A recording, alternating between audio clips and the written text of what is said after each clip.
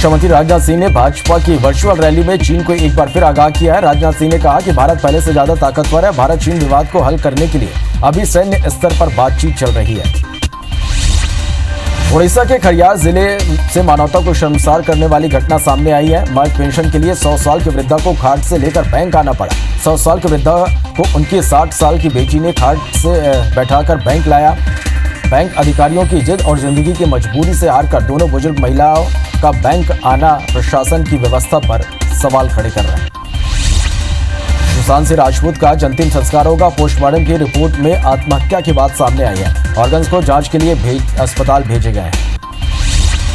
CM Shivraj Singh Chauhan आज रायसेन और सागर के दौरे पर रहेंगे। सीएम के इस दौरे को उपचुनाव से जोड़कर भी देखा जा रहा है। वहीं आज शाम 6 बजे भोपाल में कोरोना को लेकर समीक्षा बैठक भी करेंगे। कृषि मंत्री कमल पटेल ने पूर्व सीएम कमलनाथ के खिलाफ एफआईआर की मांग की है। एक प्रेस कॉन्फ्रेंस में कमल पटेल ने कमलनाथ पर अनुसूचित जाति के लिए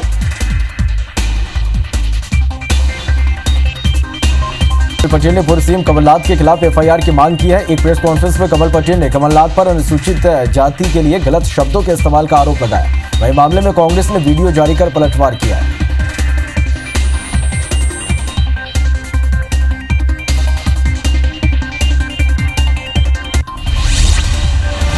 छत्तीसगढ़ कांग्रेस की समन्वय समिति की बैठक आज होगी। सीएम भूपेश बघेल, पीएल पुनिया और मोहन मरकाम समेत कई नेता वीडियो कॉन्फ्रेंसिंग के जरिए जुड़ेंगे। बैठक में सत्ता और संगठन की आगामी रणनीति को लेकर चर्चा होगी।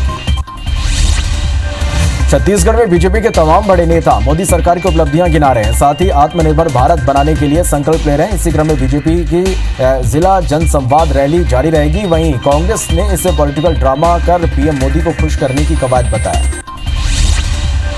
भोपाल में आज से धार्मिक स्थल खुलेंगे। इन स्थलों में मास्क पहनना और सोशल डिस्टेंसिंग का पालन करना अनिवार्य होगा। वहीं लोगों को सरकार की गाइडलाइन का पालन भी करना होगा। उज्जैन में 15 जून से शहर में फिर से लॉकडाउन की खबर को जिला कलेक्टर ने अफवाह बताया। वहीं ऐसी अफवाह फैलाने वालों पर कार्रवाई की बात भी कही। उन्होंने कहा कि सोशल मीडिया पर फैल रही अफवाह को रोकने के लिए धारा 144 लागू की गई है। अगर कोई किसी प्रकार का विवादित पोस्ट करता है तो उस पर कानूनी कार्रवाई की जाएगी।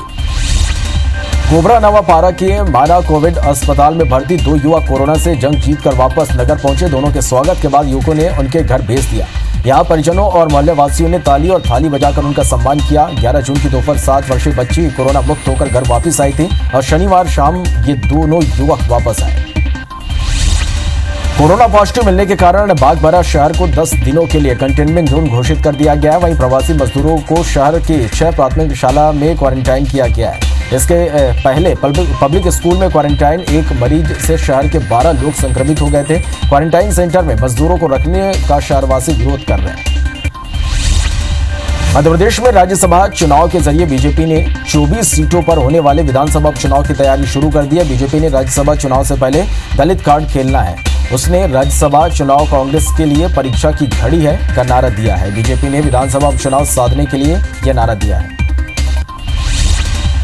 एमपी में 3 राज्यसभा सीटों के लिए हो रहे चुनाव को लेकर हाईकोर्ट की इंदौर खंडपीठ में सामाजिक कार्यकर्ता अमन शर्मा की ओर से एडवोकेट अभिनव धनोतकर ने याचिका दायर की है। इस पर राज्यसभा चुनाव स्थगित करने की मांग की है। वहीं खंडपीठ ने भी याचिका स्वीकार कर ली है। 16 जून को मामले में सुनवाई होगी।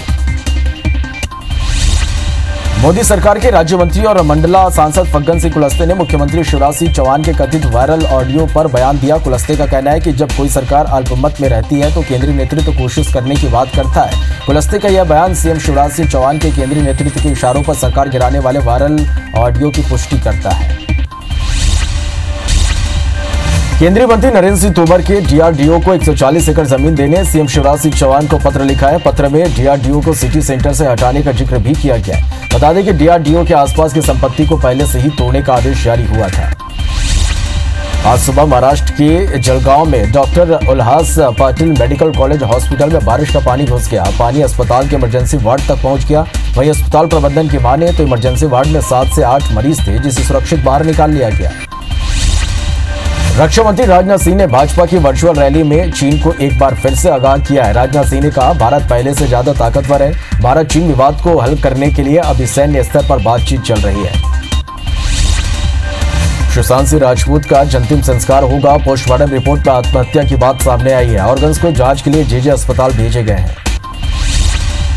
ओडिशा के खरियार जिले से मानवता को शर्मसार करने वाली घटना सामने आई है। महज पेंशन के लिए 100 साल की वृद्धा को खाट से लेकर बैंक आना पड़ा। 100 साल की वृद्धा को उनकी 60 साल की बेटी ने खाट में लिटाकर बैंक लाया।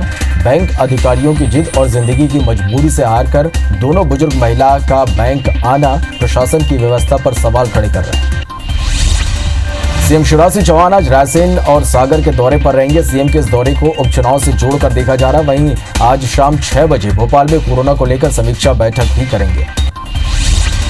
कृषि मंत्री कंवल पटेल ने पूर्व सीएम कमलनाथ के खिलाफ एफआईआर की मांग की है। एक प्रेस कॉन्फ्रेंस में कंवल पटेल ने कमलनाथ पर अनुसूचित जाति के लिए गलत शब्दों के इस्तेमाल का आरोप लगाया। वहीं मामले में कांग्रेस ने वीडियो जारी कर पलटवार किया है। छत्तीसगढ़ कांग्रेस की समन्वय समिति की आज बैठक होगी। सीएम भूपेश बघेल, पीएल पुनिया और मोहन मरकाम समेत कई नेता वीडियो कॉन्फ्रेंसिंग के जरिए जुड़ेंगे। बैठक में सत्ता और संगठन की आगामी रणनीति को लेकर चर्चा होगी। छत्तीसगढ़ में बीजेपी के तमाम बड़े नेता मोदी सरकार की उपलब्धियां गिना रहे हैं, साथ ही आत्मनिर्भर भारत बनाने के लिए संकल्प ले रहे हैं। इसी क्रम में बीजेपी की आज भी जिला जनसंवाद रैली जारी रहेगी। वहीं कांग्रेस ने इसे पॉलिटिकल ड्रामा कर पीएम मोदी को खुश करने की कवायद बताया। भोपाल में आज से धार्मिक स्थल खुल गए हैं। इन स्थलों में मास्क पहनना और सोशल डिस्टेंसिंग का पालन करना अनिवार्य होगा। वहीं लोगों को सरकार की गाइडलाइन का पालन भी करना होगा। शिवपुरी के कोलारस मंडी में कर्मचारी और मंडी सचिव की लापरवाही से लाखों रुपए का चना भीग कर खराब हो गया। बताया जा रहा है कि मंडी में शेड लगे होने के बाद भी चना की खरीदी कर चने की बोरियां खुले में ही रख दिए गए, जिससे कि अचानक हुई बारिश से 3000 से ज्यादा चने की बोरियां भीग गई। देवगांव में बाल विवाह को रोकने में सफलता मिली है। युवती की उम्र कम मिलने से बारात को धमतरी वापस भेजा गया। बाल विवाह का खुलासा मुखबिर की सूचना पर हुआ, जिसके बाद महिला बाल विकास अधिकारी के मार्गदर्शन में पुलिस और चाइल्ड लाइन की संयुक्त रेस्क्यू टीम मौके पर पहुंच गई। पंचायत प्रतिनिधियों और ग्रामीणों की उपस्थिति में पंचनामा बनाकर बाल विवाह रोका गया। बालाघाट जिले में टिड्डियों ने एक बार फिर से दस्तक दिया। किरनापुर और तिरोड़ी तहसील में टिड्डियों का दल पहुंच गया है। वहीं कृषि विभाग ने कीटनाशक का छिड़काव भी शुरू कर दिया। ग्रामीण भी एहतियात के लिए बर्तन, टीम, ढोल बजाकर टिड्डियों को भगाने का प्रयास कर रहे हैं। कोरोना जिले के गुरमा गांव के एक घर में घुसे हाथी की हालत अब खतरे से बाहर है। ग्रामीणों की सूचना पर डीएफओ और वन विभाग की टीम मौके पर पहुंची। इधर कलेक्टर किरण कौशल ने तत्काल पशु चिकित्सकों के दल को भी मौके पर भेजा। पशु चिकित्सकों ने हाथी की प्रारंभिक जांच कर उसे जरूरी दवाएं देकर उपचार कर लिया है। सूरजपुर के नैनपुर गांव में एक शराबी बेटे ने अपनी माता की डंडे से पीट कर हत्या कर दी। आरोपी गणेश शराब के नशे में 45 वर्षीय मां फुलेश्वरी से विवाद की और बाद में डंडे से मारपीट की, जिससे महिला की मौके पर ही मौत हो गई। आरोपी को गिरफ्तार कर पुलिस जांच में जुट गई है। ओडिशा के खरियार जिले से मानवता को शर्मसार करने वाली घटना सामने आई। महज पेंशन के लिए 100 साल की वृद्धा को खाट से लिटाकर बैंक आना पड़ा। 100 साल की वृद्धा को उनकी 60 साल की बेटी ने खाट में बिठाकर बैंक लाया। बैंक अधिकारियों की जिद और जिंदगी की मजबूरी से हार कर दोनों बुजुर्ग महिलाओं का बैंक आना प्रशासन की व्यवस्था पर सवाल खड़े कर रहे हैं। रक्षा मंत्री राजनाथ सिंह ने भाजपा की वर्चुअल रैली में चीन को एक बार फिर आगाह किया है। राजनाथ सिंह ने कहा कि भारत पहले से ज्यादा ताकतवर है। भारत चीन विवाद को हल करने के लिए अभी सैन्य स्तर पर बातचीत चल रही है।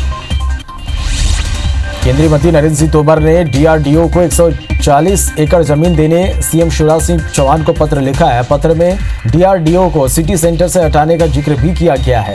बता दें, डीआरडीओ के आसपास की संपत्ति को पहले से ही तोड़ने का आदेश जारी हुए थे। आज सुबह महाराष्ट्र के जलगांव में डॉक्टर उल्लास पाटिल मेडिकल कॉलेज हॉस्पिटल में बारिश का पानी घुस गया। पानी अस्पताल के इमरजेंसी वार्ड तक पहुंच गया था। वहीं अस्पताल प्रबंधन की माने तो इमरजेंसी वार्ड में 7 से 8 मरीज थे, जिसे सुरक्षित बाहर निकाला गया। सुशांत सिंह राजपूत का अंतिम संस्कार होगा। पोस्टमार्टम की रिपोर्ट में आत्महत्या की बात सामने आई है। ऑर्गन्स को जांच के लिए अस्पताल भेजे गए हैं। छत्तीसगढ़ कांग्रेस की समन्वय समिति की बैठक आज होगी। सीएम भूपेश बघेल, पीएल पुनिया और मोहन मरकाम समेत कई नेता वीडियो कॉन्फ्रेंसिंग के जरिए जुड़ेंगे। बैठक में सत्ता और संगठन की आगामी रणनीति को लेकर चर्चा होगी। छत्तीसगढ़ में बीजेपी के तमाम बड़े नेता मोदी सरकार की उपलब्धियां गिना रहे हैं, साथ ही आत्मनिर्भर भारत बनाने के लिए संकल्प ले रहे हैं। इसी क्रम में बीजेपी की आज भी जिला जनसंवाद रैली जारी रहेगी। वहीं कांग्रेस ने इसे पॉलिटिकल ड्रामा कर पीएम मोदी को खुश करने की कवायद बताया। भोपाल में आज से धार्मिक स्थल खुल गए हैं। इन स्थलों में मास्क पहनना और सोशल डिस्टेंसिंग का पालन करना अनिवार्य होगा। वहीं लोगों को सरकार की गाइडलाइन का भी पालन करना होगा। शिवपुरी के कोलारस मंडी में कर्मचारियों और मंडी सचिव के लापरवाही से लाखों रुपए का चना भीग कर खराब हो गया। बताया जा रहा है कि मंडी में शेड लगे होने के बाद भी चना की खरीदी कर चने की बोरियां खुले में ही रख दी गई, जिससे कि अचानक हुई बारिश से 3000 से ज्यादा चने की बोरी भीग गए। देवगांव में बाल विवाह को रोकने में सफलता मिली है। युवती की उम्र कम मिलने से बारात को धमतरी वापस भेजा गया। बाल विवाह का खुलासा मुखबिर की सूचना पर हुआ। उसके बाद महिला बाल विकास अधिकारी मार्गदर्शन में पुलिस और चाइल्ड लाइन की संयुक्त रेस्क्यू टीम मौके पर पहुंच गई। पंचायत प्रतिनिधियों और ग्रामीणों की उपस्थिति में पंचनामा बनाकर बाल विवाह रोका गया। बालाघाट जिले में टिड्डियों ने फिर से दस्तक दिया है। किरनापुर और तिरोड़ी तहसील में टिड्डियों का दल पहुंच गया। वहीं कृषि विभाग ने कीटनाशक का छिड़काव शुरू कर दिया है। ग्रामीण भी एहतियात के लिए बर्तन, टीन, ढोल बजाकर टिड्डियों को भगाने का प्रयास कर रहे हैं। कोरबा जिले के गुरमा गांव के एक घर में घुसे हाथी की हालत अब खतरे से बाहर है। ग्रामीणों की सूचना पर डीएफओ और वन विभाग की टीम मौके पर पहुंची। इधर कलेक्टर किरण कौशल ने तत्काल पशु चिकित्सकों के दल को भी मौके पर भेजा। पशु चिकित्सकों ने हाथी की प्रारंभिक जांच कर उसे जरूरी दवाएं देकर उपचार कर लिया। सूरजपुर में के नयनपुर गांव में एक शराबी बेटे ने अपनी माता की डंडे से पीट कर हत्या कर दी। आरोपी गणेश शराब के नशे में 45 वर्षीय मां फलेश्वरी से विवाद किए और बाद में डंडे से मारपीट की, जिससे कि महिला की मौके पर ही मौत हो गई। आरोपी को गिरफ्तार कर पुलिस जांच में जुट गई है। क्राइम ब्रांच ने मामला दर्ज कर लिया है। दिग्विजय पर मानहानि, कूट रचना समेत कई अन्य धाराओं में केस दर्ज की गई है। बता दें, सीएम शिवराज का कथित वीडियो वायरल करने के आरोप में दिग्विजय के खिलाफ मामला दर्ज किया गया है। भोपाल में अपने खिलाफ एफआईआर दर्ज होने पर दिग्विजय सिंह का बयान आया है। दिग्गी ने कहा, बुधनी के आदिवासियों को सीएम के दलाल ठग रहे हैं। ठगी करने वालों पर एफआईआर तक दर्ज नहीं हुई। जब मैंने आवाज उठाई तो मेरे खिलाफ एफआईआर दर्ज की गई। दिग्विजय सिंह ने मामले में जांच की मांग करते हुए कहा कि इस बात की जांच होनी चाहिए कि वीडियो किसने एडिट किया है। पूर्व मंत्री जयवर्धन सिंह पिता दिग्विजय सिंह के बचाव में उतर आए। जयवर्धन सिंह ने ट्वीट कर बीजेपी पर निशाना साधा। ट्वीट में कहा, शराब नीति को चरितार्थ करता वीडियो क्या आया, अफवाह उत्पादन करने वालों की सांसें फूल गई। जयवर्धन ने आगे कहा, जो शिक्षक और महिला अधिकारियों से शराब बिकवा रहे हैं उसकी सोच वीडियो में दिए गए बयान वाली ही होगी।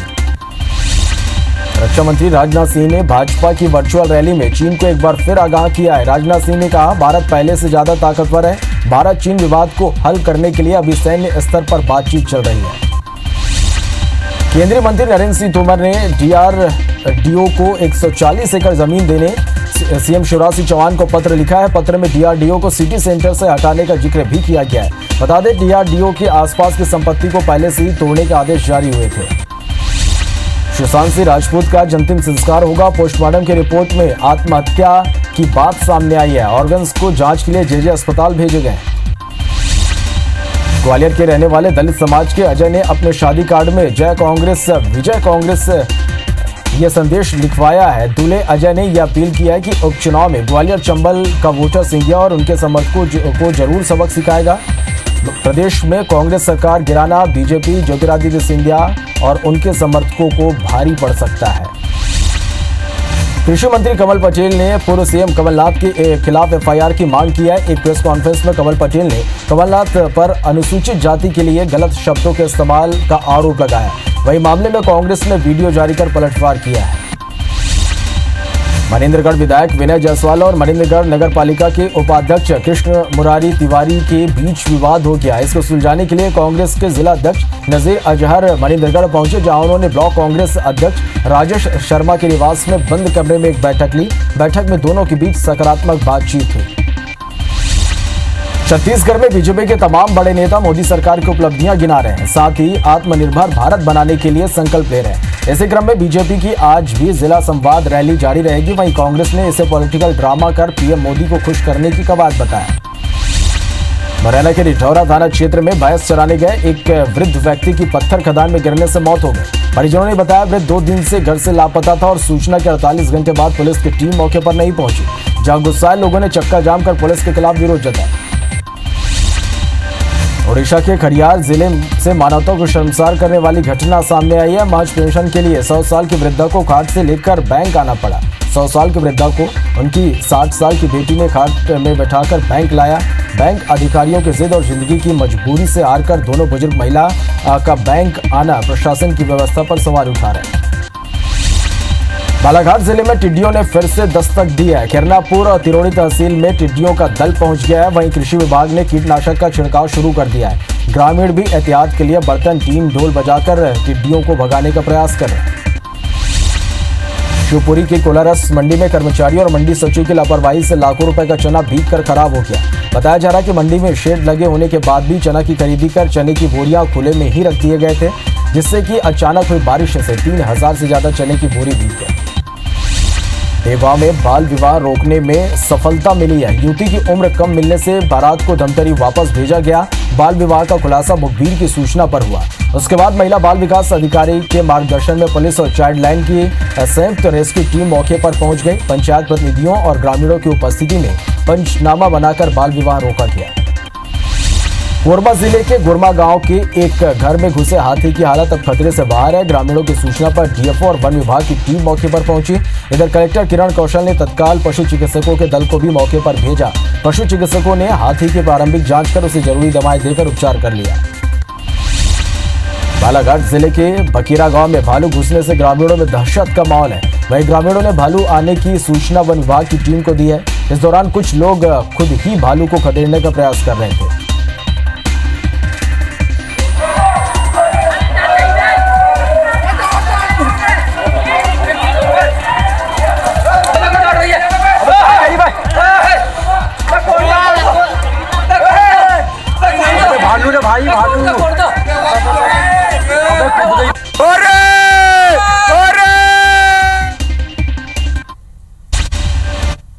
सूरजपुर के नैनपुर गांव में एक शराबी बेटे ने अपनी माता की डंडे से पीट कर हत्या कर दी।